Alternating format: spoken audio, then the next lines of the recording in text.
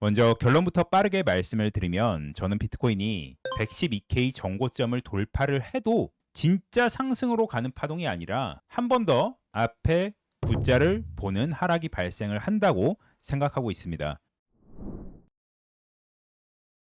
안녕하세요. 캔들의 신입니다. 먼저 지난 관점 복귀해보면 6월 6일 상승 관점은 그대로 적중을 했고 6월 12일 하락 관점도 적중, 6월 20일 하락 관점도 적중을 했고 6월 23일 크게 하락을 했을 때는 캔들의 신전에 정확히 99.3에서 롱 포지션을 진입했다고 말씀을 드렸습니다. 마지막으로 지난 방송이었죠. 6월 26일에는 롱 포지션을 전부 다 익절했고 하락 관점을 말씀드렸어요. 바로 하락한다는 관점이 아니라 110K를 돌파해도 저는 한 번 더 크게 하락해야 된다는 관점이었죠. 지금은 진행 중에 있습니다.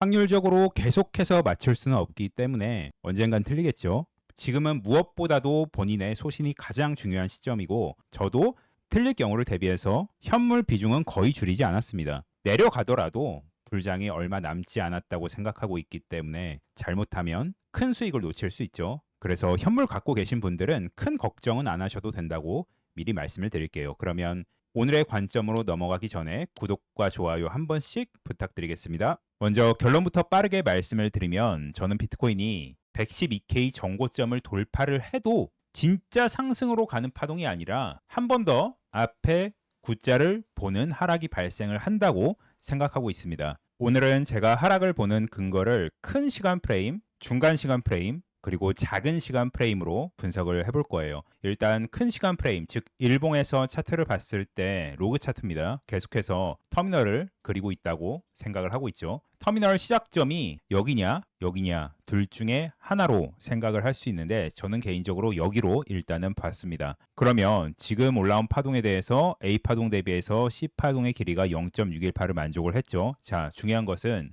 이 B파동의 길이에 대비해서 D파동의 규모 그리고 시간적인 측면이 가격적으로 충분치도 않았고 시간적으로도 충분치가 않았다는 얘기죠. 왜냐하면 통상적으로 1파 연장 터미널, 여러분들이 엔딩 다이아고날로 알고 있는 이런 쐐기형 패턴 같은 경우에는 B파동 대비해서 이 D파의 길이가 최소 0.38이는 나와야 됩니다. 이 길이에 대비해서 어느 정도의 길이는 확보가 돼야 된다는 얘기죠. 그러면 얼만큼의 길이가 충족이 됐냐? 여기 파동 대비해서 피보나치를 재보면 0.382 구간이 96.6K예요. 여기를 못 찍었죠. 여기에 대한 조정파가. 그래서 이 메인 조정파가 여기서 그냥 WXY로 종결되고 올라가는 파동 같지가 않다고 보는 게 큰 시간 프레임에 대한 이유입니다. 자, 그러면 중간 시간 프레임으로 들어가서 1시간 봉으로 볼게요. 저번 시간에 했던 내용입니다. 93K에서 롱을 잡았던 이유는 여기를 A, B, C로 봤고 마지막 C파를 5파 연장 터미널로 봤죠. 그러면 여기서 모든 조정파가 완결이 되고 올라가려면 여기가 A, B, C이기 때문에 결과적으로 고점부터 내려온 파동은 WXY가 돼야 되는데 저는 W 파동을 A, B, C로 볼 수 없다고 생각해요. W 파동 안에 WXY를 넣으시는 분들도 있습니다. 하지만 저는 넣지 않습니다. 이렇게 카운팅하면 모든 조정 파동이 어떻게든 다 해석이 되기 때문에 안 그래도 복잡한 이 복합 조정을 명확하게 카운팅할 수 없다고 생각하기 때문이죠. 그래서 이 부분을 이렇게 이중 플랫으로 봤던 거죠. 여기서 롱을 잡았던 이유고요. 이렇게 이중 플랫으로 마감이 됐다는 얘기는 이 이중 플랫 자체가 하나의 W 파동이 될 수 없다는 얘기고 그래서 WXY로 파동이 종결이 되고 올라가는 파동으로 보기가 어렵다고 생각을 하는 거예요. 그럼 이런 중간 프레임에서 지금 나오고 있는 파동이 뭔가 저는 여전히 ABC라고 생각하고 있습니다. 이 B파가 아직 안 끝났다고 보고 있는 거예요. 이 B파 또한 ABC를 만들어주고 있다고 보는 거죠. 물론 이 C파동이 지금 종결이 안 됐을 수도 있습니다. 112K 고점을 뚫어도 상관이 없습니다.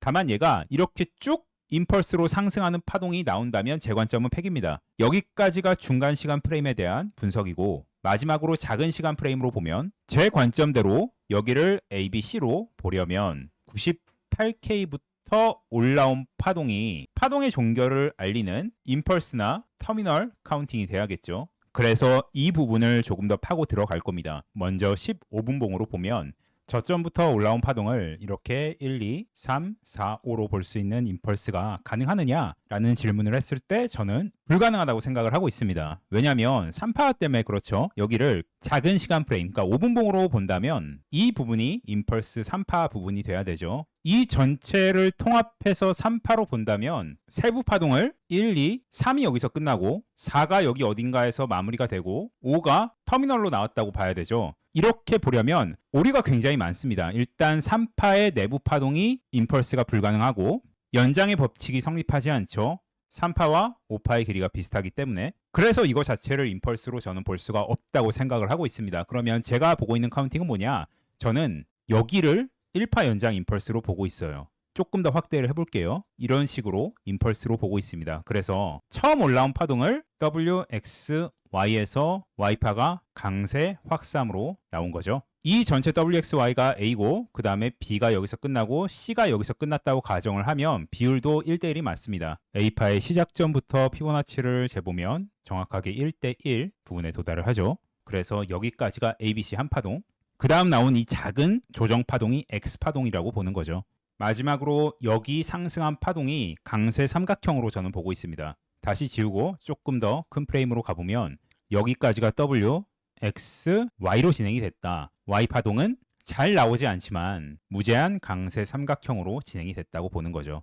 그러면 여기가 WX, Y 한 파동이기 때문에 올라온 파동 자체가 임펄스를 이룰 수가 없습니다. 그러면 이 C파동이 임펄스가 아니라 여기 WXY로 시작을 했기 때문에 여기 자체가 하나의 파동, 즉 터미널 A파동이 될 수 있겠구나 생각을 하고 있습니다. 지금이 A파동이 끝나고 B가 나오고 C가 진행 중인지, 진행 중이라면 D가 다시 내려오고 E로 또 올라가서 파동을 마무리하겠죠. 이 2파가 112K를 뚫을 수도 있습니다.